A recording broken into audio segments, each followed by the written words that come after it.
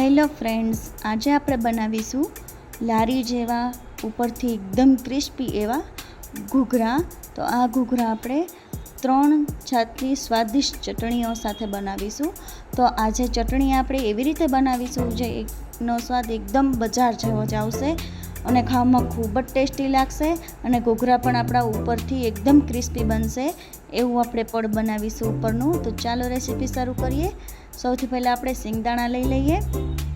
શેંગદાણા શેકીને મેં તેના ફોતરા કાઢી લીધા છે. ત્યારબાદ તેમાં લીલા મરચાં ઉમેરી દઈએ, હળદર પાવડર, સ્વાદ મુજબ મીઠું અને થોડી હિંગ, 1 ચમચી જેટલો લીંબુનો રસ, 1 ચમચી જેટલું તેલ ઉમેરી દઈએ અને ત્યારબાદ અહીંયા અડધા કપ જેટલો પાણી લીધું છે મેં, એ ઉમેરી દઈએ. જો તમારે ચટણી પતલી કરવી હોય તો તમે પાણી વધારે ઉમેરી શકો છો અને એને એકદમ સરસ પીસી લઈએ. તો અહીંયા ગ્રીન ચટણી આપણી બનીને તૈયાર થઈ ગઈ છે.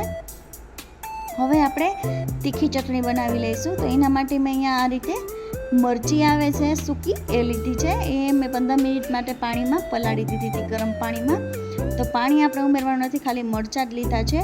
ત્યારબાદ 8 થી 10 કળીઓ લસણની, સંચળ પાવડર, સ્વાદ મુજબ મીઠું અને ત્યારબાદ અડધા કપ જેટલું પાણી ઉમેરી દઈએ અને ત્યારબાદ જીરું ઉમેરી દઈએ. તો હવે તેને સરસ પીસી લઈએ.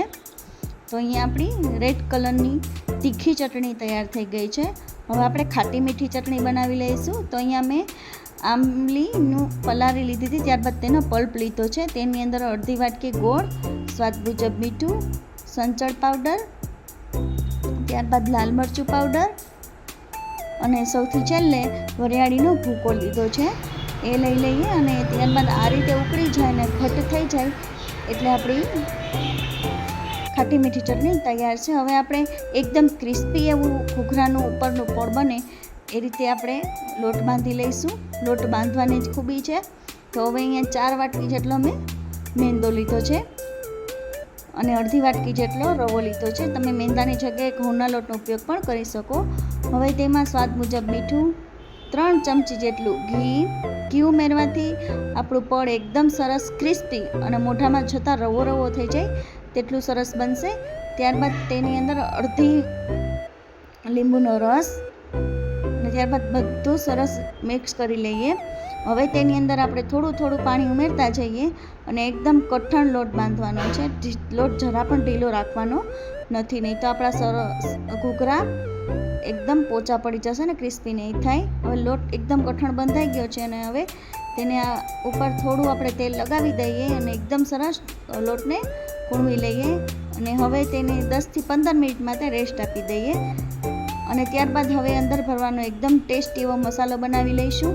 એના માટે અહીંયા મેં બાફેલા બટામાં મેશ કરી લીધા છે અને ત્યારબાદ તેની અંદર આપણે લીલું મરચું ઉમેરી દીધું છે અને આદું બંનેની પેસ્ટ બનાવી લીધી છે. હવે સ્વાદ મુજબ મીઠું, ગરમ મસાલો, લાલ મરચું પાવડર, પછી આમચૂર પાવડર અને બધા ટેસ્ટને બેલેન્સ કરવા માટે 1 ચમચી જેટલો પીસેલી ખાંડ લીધી છે મેં અને મસાલો એકદમ સરસ બધા મિક્સ કરી લઈએ.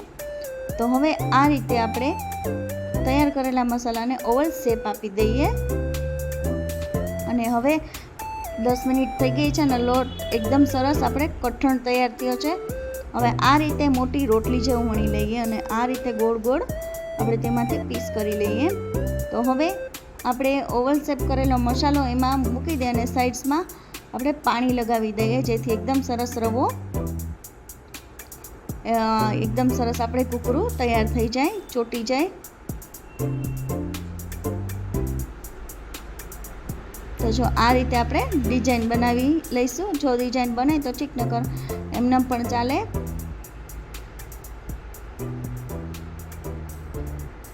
જો આ રીતે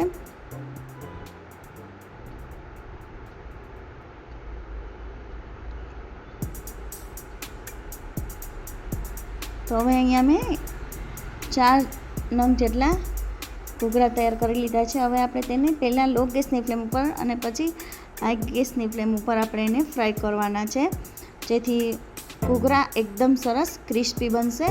તો અહીંયા ગોલ્ડન બ્રાઉન થઈ ગયા છે ઘૂઘરા. તો હવે આપણે તેને કાઢી લઈએ અને તેમાં 3 પ્રકારની અલગ અલગ ચટણી ઉમેરી દઈએ અને ગરમા ગરમ સર્વ કરી લઈએ, જેથી ખાવાની ખૂબ જ મજા આવશે. મિત્રો, જો તમને રેસીપી પસંદ આવી હોય તો ચેનલને સબસ્ક્રાઈબ કરજો, વિડીયોને લાઈક કરજો, શેર કરજો અને શેર કરવાનું બિલકુલ ના ભૂલતા. તો તૈયાર છે આપણા લારી જેવા એકદમ સરસ, ઉપરથી ક્રિસ્પી અને અંદરથી ચટાકેદાર એવા ઘૂઘરા. Thank you.